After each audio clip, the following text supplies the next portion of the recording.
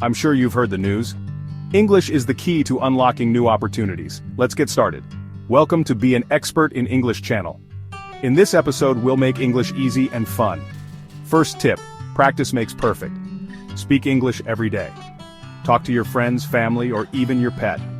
The more you practice, the better you'll get. Second tip, read out loud. Grab a book, article, or even a cereal box. Reading out loud helps you improve your pronunciation and fluency. Third tip, watch English shows or listen to English songs. This helps you understand the language naturally. Plus, it's super fun. Finally, don't be afraid to make mistakes. Mistakes help you learn.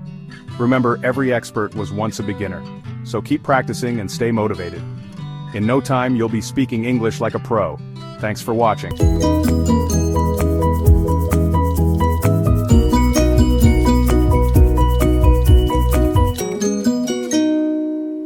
Today, we are very excited to introduce a brand new type of episode, a real talk episode. And Suzanne, could you explain what a real talk episode is? Sure. It's really fun. In real talk episodes, we're going to focus on expressions, practical expressions that you use every day. And in today's episode, we're going to look at how to take a cab, things you'll say when you would take a cab and speak to the driver. Exactly. So this is something a lot of people do very often, is take a cab or take a taxi. So first you will hear a dialogue where a character named Lisa is taking a taxi home from work. And she needs to give directions to the cab driver to bring her to her apartment. So take a listen to this dialogue, and afterwards we will discuss it and dissect it and talk about the key expressions that Lisa uses to make sure she gets home okay.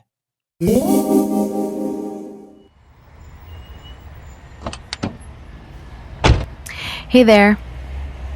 Hey, where are you going today? 5th and Franklin, please. No problem.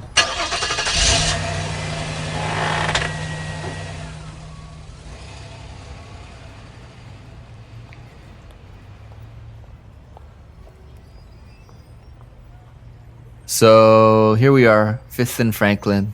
Oh, great. My apartment is just down there. Can you keep going a little bit? Sure. Okay, make a right on this side street coming up. Okay, no problem. And it's just up here on the left. I'm in this brick building. Okay. You can pull over right here. Sure thing. Okay, so $16, please. Here's a 20. Keep the change. Great. Thanks. Have a nice day. You too. Bye. Okay, so we just heard a conversation between Lisa and the taxi driver. And now we are going to talk about some of the key expressions that were used in this conversation. So, the first key expression is 5th and Franklin, please. Lisa gets into the cab and she tells the driver, 5th and Franklin, please. Suzanne, what does this mean? So Lisa is telling the cab driver the two streets that come to an intersection where her house or her apartment building is located. Mm-hmm. So we don't know for sure if her apartment is on Franklin or on 5th, but it's in the general area. It's right near one of those streets. So she's giving him the best cross-section to then get to her more specific apartment number and street. Exactly. So you can give a cab driver an exact address. You could say, take me to 1234 Franklin Street, please. But it's more common to give an intersection. The place where two streets cross. And in the dialogue we heard, it was Fifth Avenue and Franklin Street. And this is a very common way to direct your cab driver. Yes, this is a very common and good way to give directions to a cab driver or anyone that's giving you a ride home. Okay, let's look at the second key expression today. It's just down there. Can you keep going a bit? When the cab arrives at the intersection, 5th and Franklin, Lisa gives the additional instructions. It's just down there. Can you keep going a bit? And what does this mean, Suzanne? This means that we haven't quite approached where her apartment is. They're not far away, but they're far away enough that they have more directions coming. So just down there is a polite way to let the cab driver know that we haven't quite reached it. There's still a bit more to go. Can you keep going a little bit is also another polite way to make sure that the cab driver keeps going in that direction because there's more directions to come. Mm-hmm.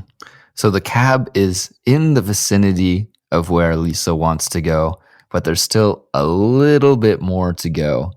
And this is a way to communicate that she wants the driver to keep going so that she's not let off on the corner of 5th and Franklin. Exactly. She wants to get her money's worth. Yes. Okay, very good. What is the next key expression, Suzanne? So the next key expression is when Lisa tells the cab driver to make a right. How would you explain what this one means, Andrew? Well, this one is fairly straightforward. If you make a right on a street, you are making a right-hand turn. You are turning right onto that street.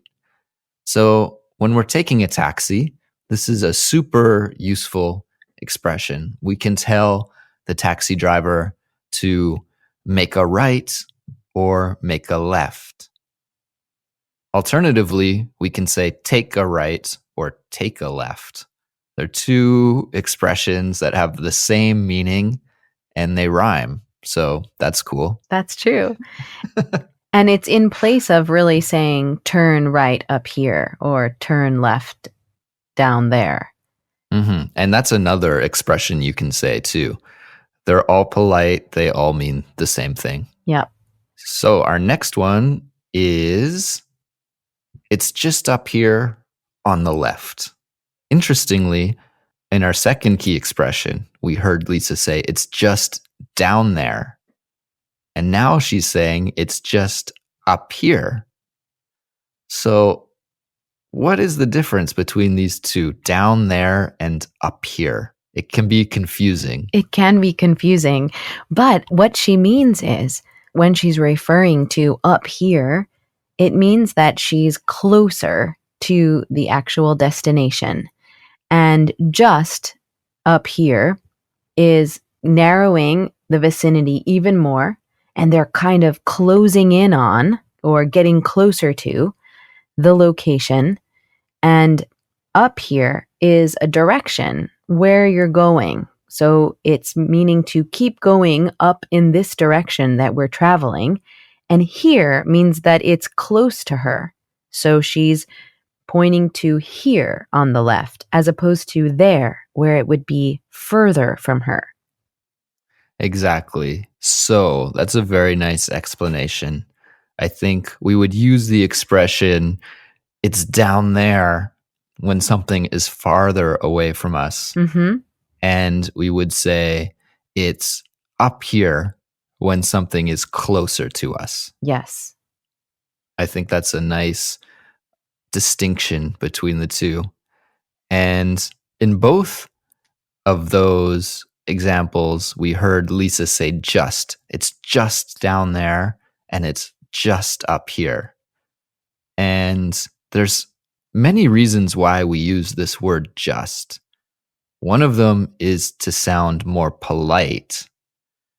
it's not being as direct. You're not ordering the taxi driver, so to speak, when you say just. It makes you sound very polite. And can you think of any other reasons why we'd say just, Suzanne? Yeah, I think we would say just as well to get more specific. Saying it's down there could kind of mean a bunch of different places. It could mean on the corner. It could mean go down there and turn around to the left. It's a little bit more general.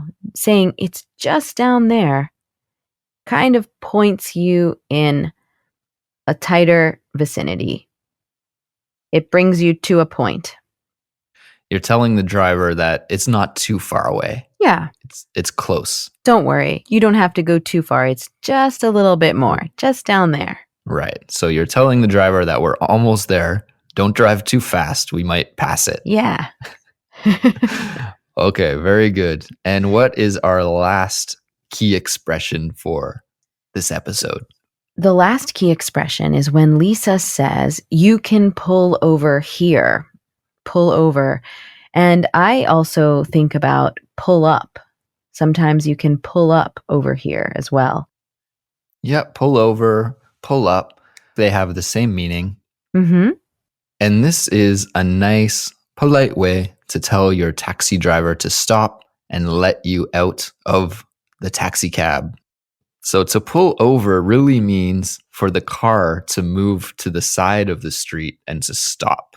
When you ask a taxi to pull over, he's not going to let you out in the middle of the street. He's going to move over to the side of the street and let you off near the sidewalk. That's the safer place. And this is, again, a very useful expression when you are taking a cab. You can pull over here. And it's also useful in case you get a ride from a friend or an acquaintance from a party or something like that. Mhm. You can tell them to pull over here. Totally. Good. So I think we should play this dialogue one more time for all of our listeners. But before we do that, we're going to ask you some comprehension questions, some listening questions that you can answer on your own after you've listened to this dialogue for a second time. Here they are, the comprehension questions. Number 1. When Lisa points out that she lives in this brick building, is she close to the building or far away from it? The second comprehension question is, why does Lisa say just in the dialogue?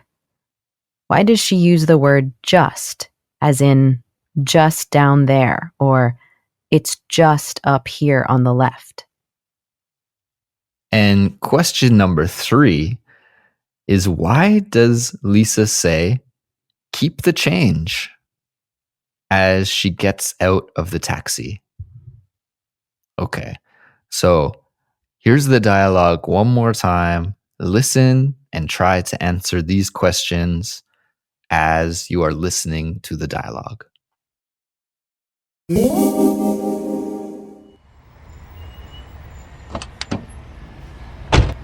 Hey there. Hey, where are you going today? 5th and Franklin, please. No problem.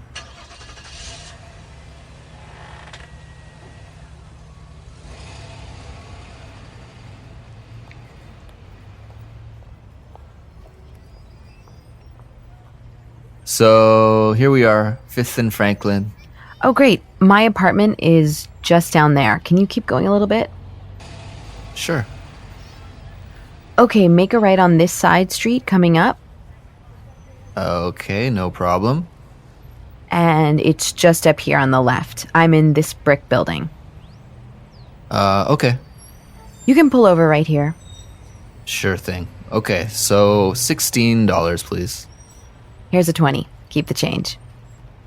Great, thanks. Have a nice day. You too. Bye.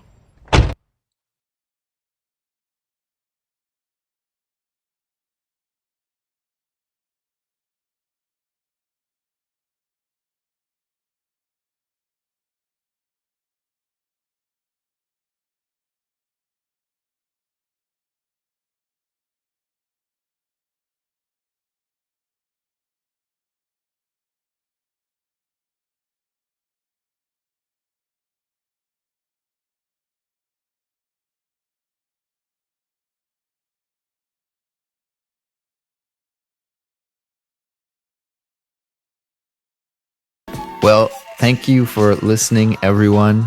We really hope that you enjoyed this first Real Talk episode. If you find this kind of episode useful, please let us know. You can reach us through our Facebook page or our website, culips.com. And again, make sure to check out the website because it's the place where you can learn more about becoming a Culips member. All right, Suzanne, we'll talk to you next time. All right, Andrew. Thanks, everyone. Bye. Bye.